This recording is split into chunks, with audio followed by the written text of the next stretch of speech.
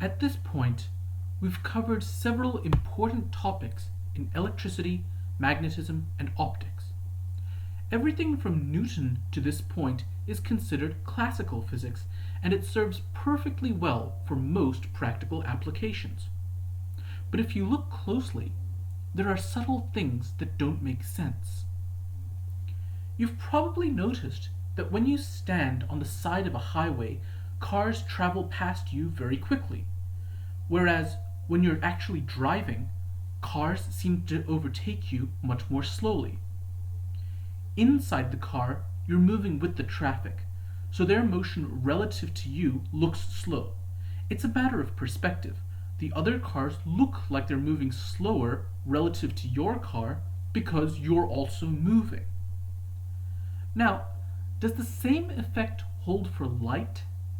We know light travels at 300 million meters per second, but how fast would it look like if you were in a car or a spacecraft? Maxwell doesn't answer this. Here's a related idea. When you see ripples in a pond, you measure their speed by standing outside the pond, on the bank. You would have to stand still with respect to the medium, which is the water. So when you measure the speed of light, you have to stand still with respect to what? When light travels from the sun to the earth, what medium is it traveling through? In the late 1800s, it was thought that so-called empty space was filled with a material called ether, and that this was the medium that light traveled through. Planets could travel through the ether like fishes in a stream. The first attempt to detect the presence of the ether was the Michelson-Morley experiment. The basic idea is simple, elegant, and ingenious. Suppose you swim in a river with a current. It takes longer to swim against the current than it does to swim an equal distance across the river. Likewise, a light beam that travels against the ether would be slowed down more than one that traveled at right angles through the ether. The waves would get out of phase, similar to Young's experiment. Michelson and Morley built a device called an interferometer to measure the slowdown of light and prove, once and for all, the existence of the ether. It failed. Every time they tried it, the light waves were in phase, which means there was no ether. Light from the sun doesn't travel through a medium. It literally travels through empty space.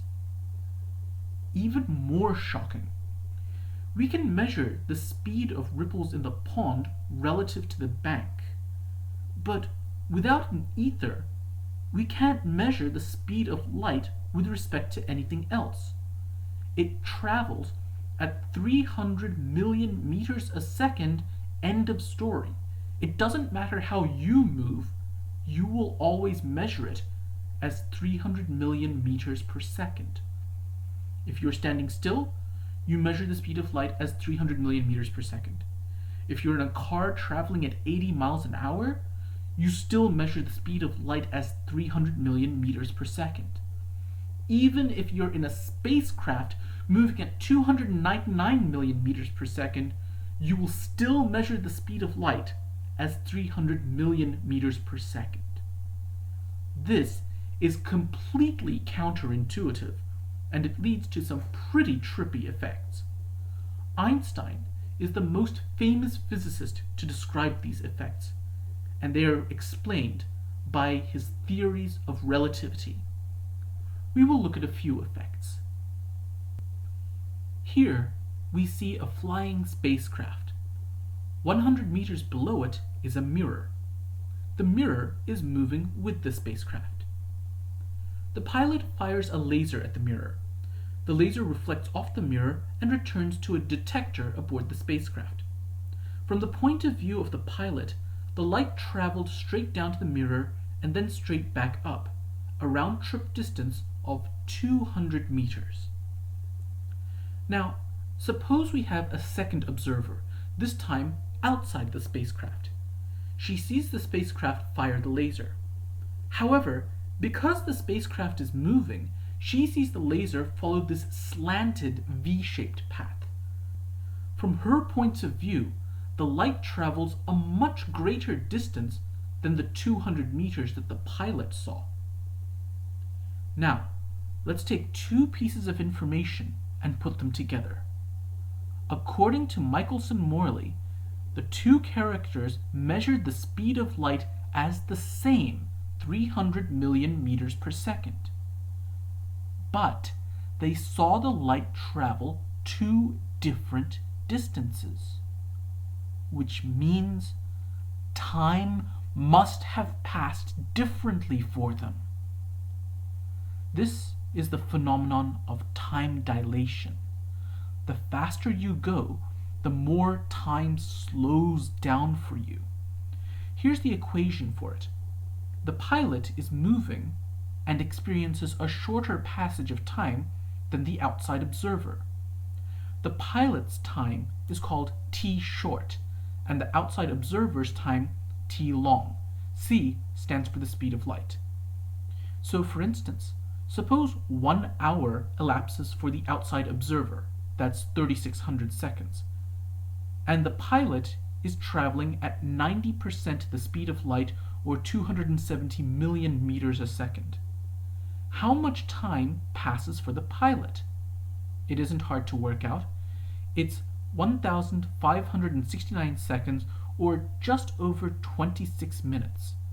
So 1 hour elapsed for the outside observer, but only 26 minutes for the pilot. By the way, this is not just some thought experiment. We have actually measured this effect by taking atomic clocks into planes. Our GPS satellites have to correct for this phenomenon when sending positional information. In time dilation, the passage of time itself changes to ensure that the speed of light remains 300 million meters per second. Here's another effect. If a spacecraft flew past you and then turned on its headlights, you must measure the light emerging from those headlights as moving at 300 million meters per second, despite the fact that the light is coming from a moving source. Now, suppose the spacecraft fired a missile at less than the speed of light. You would have to see that missile as moving at less than the speed of light also. Here is the equation that would tell you the speed of the missile from your point of view. Because you must always measure the speed of light as 300 million meters a second, regardless of how the light source is moving, this equation forbids you from ever perceiving an object moving at or above the speed of light. Let's try an example. Suppose you see a spacecraft flying at 150 million meters per second, that's half the speed of light. It fires a missile at 225 million meters per second, 3/4 the speed of light. Since you're standing still, how fast do you see the missile move? We can plug in the two velocities into this equation and work out that from your point of view, the missile would move at 273 million meters per second. You might be wondering what it looks like to travel close to the speed of light. Suppose you're in a spacecraft and you're flying past this cube. Your actual position is given in the inset in the lower corner. The main screen shows what you would see. As you travel past the cube close to the speed of light, the cube grows skinny and distorted in the direction of motion. Light rays bouncing off the back of the cube reach your spacecraft after you've passed the cube, so you keep seeing objects after you've passed them.